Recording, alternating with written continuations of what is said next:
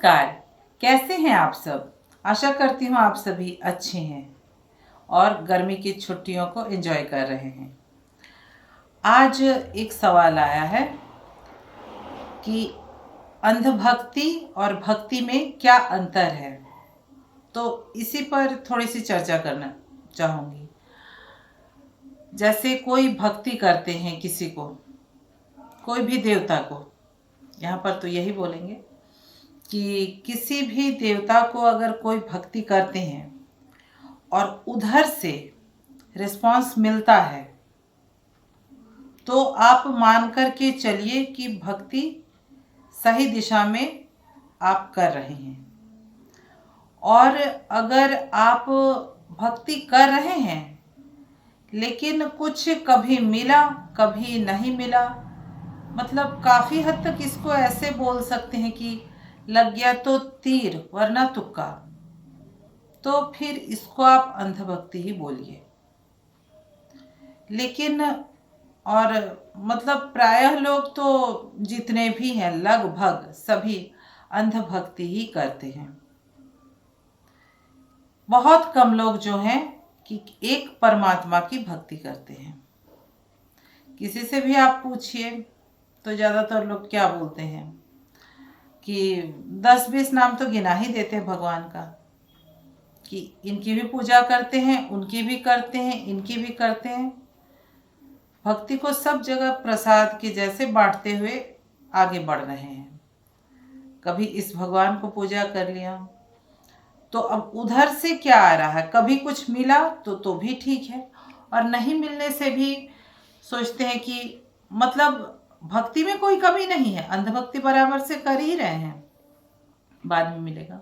इस तरीके से ये भगवान ने नहीं अगर दिया है तो उस भगवान से मांगते हैं, वो भगवान देंगे। भगवान तो एक ही है। ये कैसे हुआ? जैसे कि एक पेड़ को पूजा कर रहे हैं ना, तो जड़ को पूजा कीजिए ना। तुलसी मोलहि सींचिए, फुलई फलई अघाई।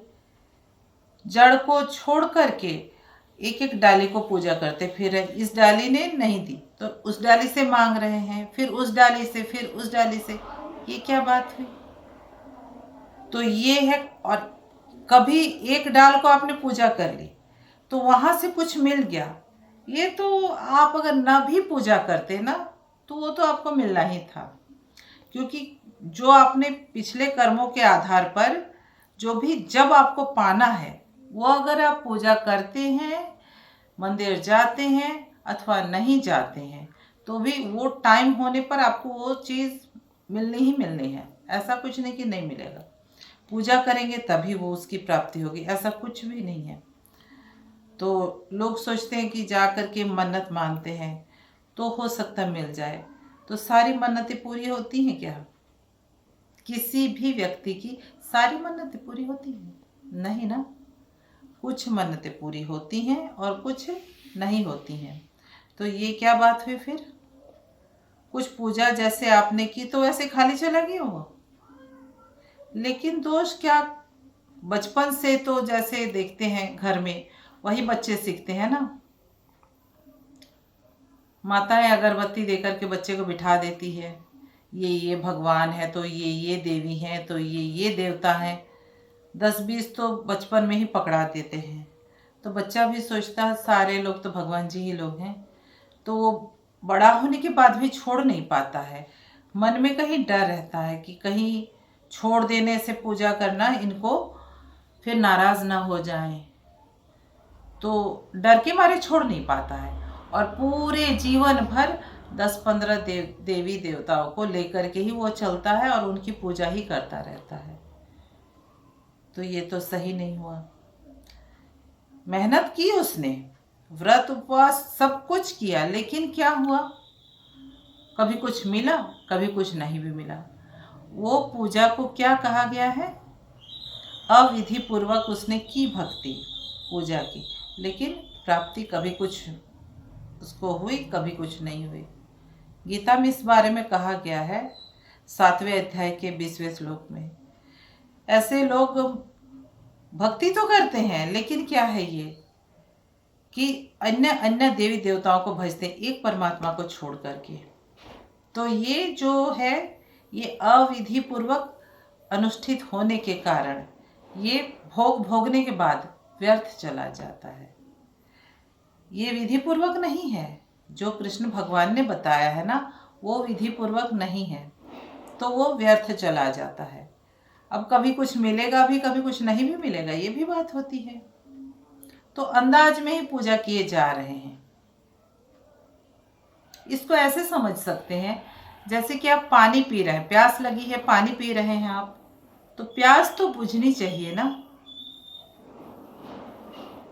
पहले तो पानी पानी है ये जानना पड़ेगा।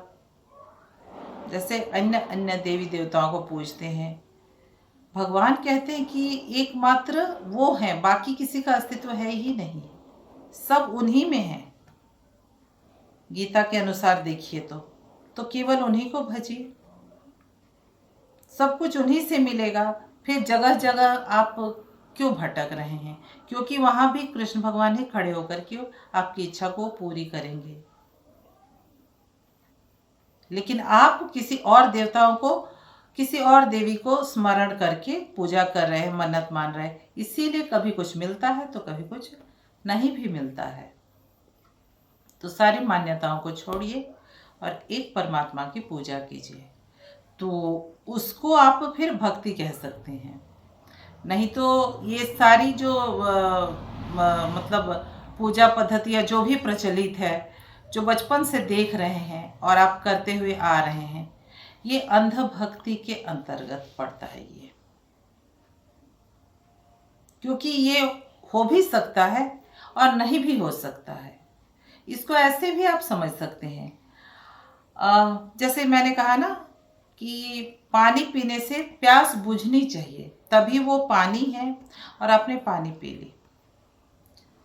उसी तरीके से जैसे आप कहीं जा रहे हैं, कहीं से कहीं जा रहे हैं, अब कहाँ से? आप हावड़ा से जा रहे हैं, दिल्ली जा रहे हैं, तो सामने आपको वर्धमान दिखना चाहिए ना, फिर दुर्गापुर भी दिखना चाहिए ना, तब ना आपको लगेगा कि हाँ मैं उस दिशा में अग्रसर हूँ।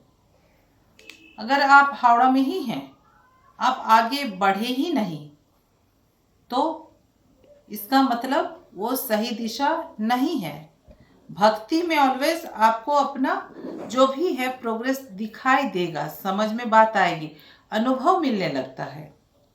सही दिशा में आप अगर भक्ति करते, जो भी भगवान ने बताया गीता में, अगर उस अनुसार आप चलते हैं ना, तो आपको कुछ कुछ अनुभव होने लगेगा 6-8 महीने में ही। तब आपको लगेगा कि आप सही दिशा में अग्रसर हैं। और कोई अनुभव नहीं, कुछ नहीं। हाँ, कुछ आपने चाहा, वो बातें पूरी हुई, कुछ बातें, सारी नहीं, कुछ बातें, कुछ इच्छाएं पूरी हो गई, तो ये इत्तेफाक है। वो अगर आप पूजा नहीं भी करते ना, तो वो इच्छा पूरी होनी थी सो हुई, उसको उसके साथ जोड़ करके मत देखिए। कुछ इच्छाएं पूरी नहीं भी तो होती हैं, ऐसा भी तो होता है, वो क्यों नहीं पूरी हुई? अगर सही दिशा में आप मेहनत कर रहे हैं, पूजा कर रहे हैं, वो विधि पूर्वक है, तो वो भी पूरी होनी चाहिए थी, नहीं होती है लेकिन सारी इच्छाएं पूरी। इसका मतलब क्या हुआ? ये सही नहीं है रास्ता, आपको सही रास्ता को पकड़ना पड़ेगा। तो क्या है, अंध भक्ति में कभी कुछ मिला तो नहीं मिला, लेकिन चूंकि बचपन से भक्ति कर रहे हैं तो किए जा रहे हैं, लाइफ टाइम उसी को करते हुए चले। मेहनत की, कुछ मिला, कुछ नहीं मिला, फिर दोबारा मनुष्य जन्म मिले इसकी भी कोई गारंटी नहीं है। और गीता के अनुसार चलेंगे, जो कि भगवान कृष्ण ने कहा है, तो 4 कदम भी चल करके रखेंगे। अगला जन्म मनुष्य होना तो तय है, पहली बात। दूसरी बात, अगर चलते चलते उस रास्ते में कुछ इच्छा कर भी लेते हैं, तो भगवान उसको पूरी ज़रूर करते हैं। तो विधि पूर्वक चलना ही सही रहेगा, और वही, उसी को आप भक्ति बोल सकते हैं कि जान रहे हैं, क्योंकि आपको पता लग रहा है, जान के जो आप कर रहे हैं वो भक्ति है। और बिना जाने देखा देखी किए जा रहे हैं, कभी फल मिला, कभी नहीं मिला, ये अंधभक्ति है। आशा है जिस सज्जन ने इस सवाल को किया है उनके समक्ष ये स्पष्ट हो गया कि क्या भक्ति है और क्या अंधभक्ति है। धन्यवाद।